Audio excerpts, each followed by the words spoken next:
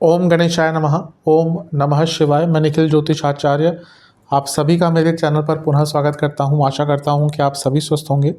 महादेव की कृपा आप सभी पर सदैव बनी रहे।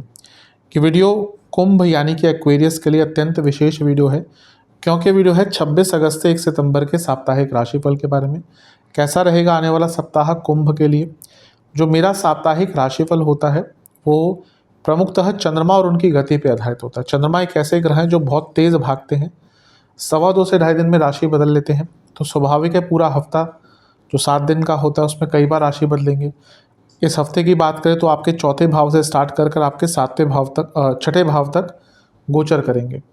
चंद्रमा मन के कारक होते हैं और उनकी विशेषता यह है कि वो जिस भी भाव में जाते हैं उसको एक्टिवेट कर देते हैं। इसलिए चंद्रमा का गोचर अत्यंत विशेष हो जाता है और इसलिए साप्ताहिक राशिफल अति विशेष हो जाता है, ताकि इससे आपको ज्ञात हो या एक गाइडेंस प्राप्त हो कि आने वाला हफ्ता इसमें क्या अच्छा हो सकता है, क्या बुरा हो सकता है, किन चीज़ों का लाभ उठाया जा सके, किन चीज़ों से बचा जा सके। तो इन सभी चीज़ों की विवेचना करने का मैं प्रयास अपने स्तर पर करूँगा। यदि आपकी लग्न राशि या चंद्र राशि कुंभ है, दोनों ही गाइडेंस के लिए राशिफल को देख सकते हैं। वीडियो के अंत में कुछ उपाय भी बताऊंगा जिसके करने से आपका जो हफ्ता है उसमें सकारात्मकता की वृद्धि अवश्य होगी। शुरू करते हैं। सर्वप्रथम चंद्रमा आपके 26 अगस्त को आपके चौथे भाव में ही विद्यमान रहेंगे, क्योंकि 25 तारीख की रात को ही उनका गोचर हो चुका होगा। तो 26 से उनका प्रभाव या हफ्ते के पहले दिन से चौथे भाव से ही आएगा। वृषभ में होंगे और वृषभ उनकी उच्च की राशि है, अच्छा है। गुरु के साथ हैं तो गजकेसरी योग बना रहे हैं, ये भी अच्छा है। गुरु क्या है, धनेश है, लाभेश है, ये भी अच्छा है। चंद्रमा क्या है, छठे घर के स्वामी है। कोई पैसा फंसा हुआ था, लीगल कार्य फंसा हुआ था, वो पूर्ण हो सकता है। चंद्रमा चौथे घर के स्वामी होने के नाते, छठे भाव के स्वामी होने के नाते आपके चौथे भाव में बैठे हैं, यानी कि प्रॉपर्टी का केस सॉल्व हो सकता है। अगर कोई वाद विवाद किसी चल रहा था छोटा मोटा, वो भी सॉल्व हो सकता है। और घर में भी कोई दिक्कत परेशानी चल रही थी, कोई वाद विवाद चल रहा था, उसको भी सुलझाया जा सकता है, क्योंकि गुरु का साथ है और गजकेसरी योग यहाँ पर उत्पन्न हो रहा है, बन रहा है। सब अच्छा है। तो बुरा क्या है, बुरा यह है कि चंद्रमा जब भी चौथे भाव में आते हैं तो कारको भावनाशय दोष उत्पन्न करते हैं, और ये उच्च के भी हैं।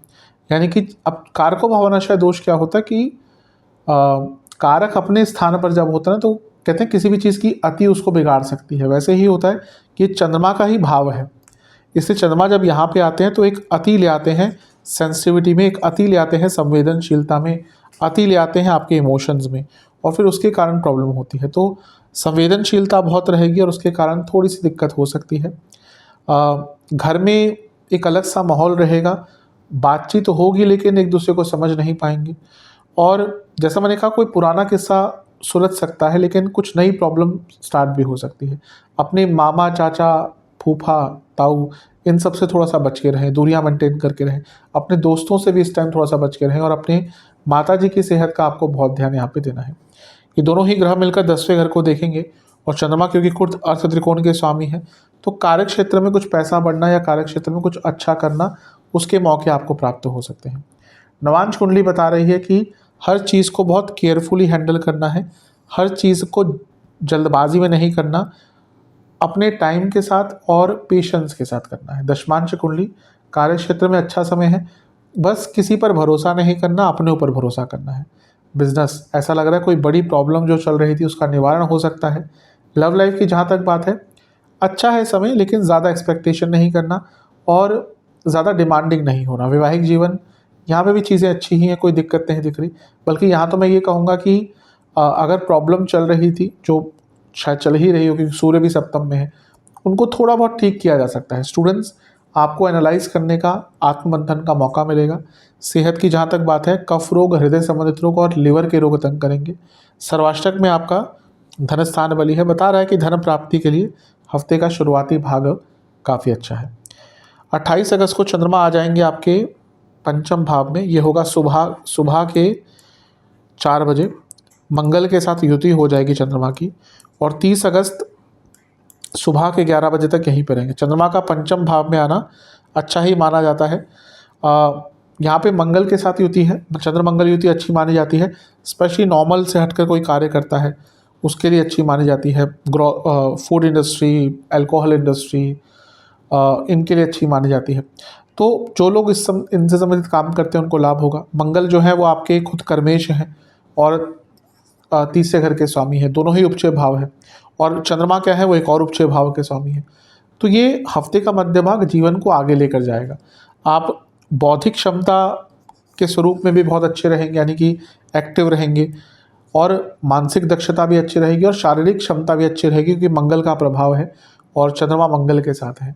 बहुत अच्छा दिख रहा है। छठे घर के स्वामी मंगल के साथ, यानी कि एक कॉम्पिटिटिवनेस भी रहेगी, आगे बढ़ने की चेतना रहेगी, आगे बढ़ने की इच्छा रहेगी, और जिसके अंदर आगे बढ़ने की इच्छा होती है वो कहीं ना कहीं से तो अपना रास्ता ढूंढ ही लेता है। तो बहुत अच्छा दिख रहा है। ध्यान क्या देना है कि मंगल ऑलरेडी 10वें से अष्टम में है। कार्य क्षेत्र में थोड़ी सी उलझनें हो सकती है, थोड़ी सी अनिश्चितता आ सकती है, लड़ाई झगड़े हो सकते हैं। और मंगल चंद्रमा पंचम में है, ये क्रिएटिविटी देते हैं, मानसिक दक्षता भी बढ़ाते हैं, लेकिन ओवर थिंकिंग और गुस्सा ये भी बढ़ाते हैं। तो आपको थोड़ा सा इन सब चीज़ों पर भी विचार करना है। बुध की राशि में है, जो बुध ऑलरेडी पतित है, तो ये प्रभाव भी आता है। कभी कभी व्यक्ति बहुत इम्पल्सिव हो सकता है, सब कुछ अच्छा चल रहा होता है, अपने ही काम खुद बिगाड़ता है। ऐसा ही आपके साथ हफ्ते के मध्य भाग में हो सकता है। तो इन सब चीज़ों का ध्यान दीजिएगा। यात्रा के भी योग आपके अचानक से बन सकते हैं। नवांश कुंडली बता रही है कि कई चीज़ों का आंसर मिलेगा आपको, कई प्रॉब्लम्स का सॉल्यूशन प्राप्त होगा। दशमांश कुंडली कार्य क्षेत्र में अच्छा समय है, लेकिन अनिश्चितता भी रहेगी। लड़ाई झगड़ों से बचिएगा, आर्ग्यूमेंट से बचिएगा। बिजनेस कुछ नया काम मत कीजिएगा। पैसा आएगा, लेकिन ना यहाँ पे साथ में कुछ लुभावने ऑफर भी आ सकते हैं। तो कोई भी डॉक्यूमेंट साइन करने से पहले सोच लीजिएगा। मैं तो कहूँगा यहाँ पे मत ही कीजिएगा, लालच से बचना है। लव लाइफ चीज़ें ठीक हैं, गुस्सा रहेगा दोनों ही साइड से, लेकिन मंगल है, चंद्रमा है, पैशन रहेगा, रोमांस रहेगा, डिज़ायर्स रहेंगे, उनके कारण भी चीज़ें ठीक हो सकती है। वैवाहिक जीवन मैं ये कहूँगा फोकस लाइए वापस। ऐसा लग रहा है कि फोकस गायब हो गया है और उसके कारण दिक्कत बढ़ती जा रही है। स्टूडेंट्स थोड़ा सा संगत पर ध्यान दीजिए और इसके साथ ही अपना रास्ता बनाइए। ऐसा लग रहा है आप फॉलो बहुत कर रहे हैं।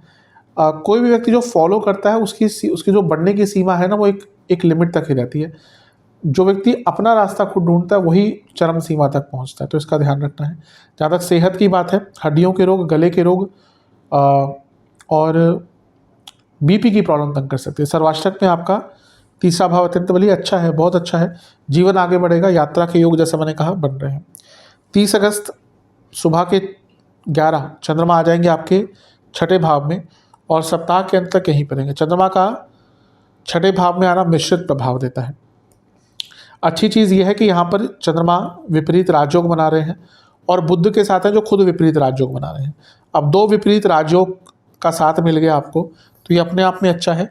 अब ये जो बुध है वो वक्र प्रभाव के ही होंगे। वैसे तो बुध 29 तारीख को मार्गी हो गए होंगे, लेकिन अभी भी बुध पतित हैं और पतित होंगे और थोड़ा सा वो वक्र प्रभाव रहेगा, क्योंकि वो अभी भी अपनी नॉर्मल राशि में नहीं आए हैं। तो यहाँ पर अच्छा क्या है कि विपरीत राजयोग है, कोई लीगल कार्य पूर्ण हो सकता है, कार्य आपका अटक रहा था पूर्ण हो सकता है, कॉम्पिटिशन्स के लिए अच्छा है, इंटरव्यूज़ के लिए अच्छा है, कार्य क्षेत्र में बहुत आप स्ट्रांग रहेंगे, आप बहुत फ्लेक्सिबल रहेंगे, ये भी बहुत अच्छा है। लेकिन प्रॉब्लम क्या है, राहु का प्रभाव, ये बुध जो अभी भी पतित हैं, वक्र प्रभाव है इनके ऊपर, और छठे घर के चंद्रमा, व्यर्थ की चिंताएं अलग ही सीमा पर। आप देखेंगे हफ्ते का अंतिम भाग आप उन चीज़ों को लेकर परेशान होंगे जो शायद प्रॉब्लम थी भी नहीं या होंगी भी नहीं। देश में क्या चल रहा है, टीवी पे कुछ देख लिया संवेदनशील, आजकल वैसे भी इतने जघन्य अपराध हो रहे हैं, तो कुछ उसको देख लिया, तो ऑब्वियसली उससे हर व्यक्ति थोड़ा सा जो मॉरली करेक्ट है प्रभावित होता है। लेकिन आप थोड़े से ज़्यादा प्रभावित होंगे। अपनों से झगड़े हो सकते हैं, दोस्तों से झगड़े हो सकते हैं। तो हफ्ते का अंतिम भाग थोड़ा सा केयरफुल रहना है। मैं तो यही कहूँगा जितना यहाँ पर शांत रहेंगे, बात कम करेंगे, ईश्वर में ध्यान लगाएंगे, मेडिटेशन करेंगे, अच्छा रहेगा। नवांश कुंडली बता रही है कि सब अच्छा है, बस एक ही चीज़ की प्रॉब्लम है, वो है गुस्सा। दशमांश कुंडली कार्य क्षेत्र में अच्छा काम करेंगे, लेकिन आपको अपने गुस्से पर नियंत्रण करना पड़ेगा, क्योंकि यहाँ पे ये दिख रहा है कि गुस्सा ही हानिकारक होगा। यानी कि आप अच्छा काम कर रहे होंगे, वो गुस्से का एक वेग आया, क्रोध का वेग आया और सब खराब हो गया। बिजनेस खर्चे थोड़े बढ़ सकते हैं, लेकिन नया काम मिलेगा, बल्कि अच्छा समय, लेकिन खर्चे बढ़ेंगे। जहाँ तक लव लाइफ की बात है, ठीक है, यहाँ पर भी पैशन रहेगा, एक दूसरे को समझने का भी प्रयास रहेगा। बुध पतित है, राहु का प्रभाव है, उतना समझ पाएंगे नहीं, लेकिन प्रयास दोनों साइड से दिख रहा है। वैवाहिक जीवन, अगर यात्रा का योग बनता है, कहीं साथ में जाने का योग बनता है, अवश्य जाइएगा। एक चेंज कभी कभी अनिवार्य होता है। स्टूडेंट्स के लिए मैं यही कहूँगा, ऑब्जर्व कीजिए। ऐसा लग रहा है आप बहुत चीज़ें ऑब्जर्व नहीं कर रहे हैं और उसके कारण मौके हाथ से निकल रहे हैं। सेहत, पेट के रोग, नसों के रोग, गले के रोग, ईएनटी के प्रॉब्लम तक करेगी। सर्वाष्टक में आपका तीसरा भाव अत्यंत बली है, फिर से जो बता रहा है कि हफ्ते का अंतिम भाग गुस्सा बहुत रहेगा। यही एक मुझे नेगेटिव चीज़ बार बार दिख रही है कि हफ्ते के अंतिम भाग में आप अपने गुस्से पर, क्रोध पर, अपने इम्पल्सिवनेस पर, रिएक्टिवनेस पर कंट्रोल नहीं कर पाएंगे और दिक्कत होगी। सर्वाष्टक में आपका वो तो हो चुका है। उपाय के स्वरूप में आपको शनि चालीसा और शिव चालीसा 2-2 बार पाठ करना है और शनि देव को एक सरसों के तेल का दिया अर्पण करना है। आशा करता हूँ कि वीडियो आपके काम आएगी। चैनल पर नए हैं, सब्सक्राइब कीजिए, वीडियो को लाइक कीजिए। मिलूंगा अगली वीडियो में, तब तक के लिए ओम।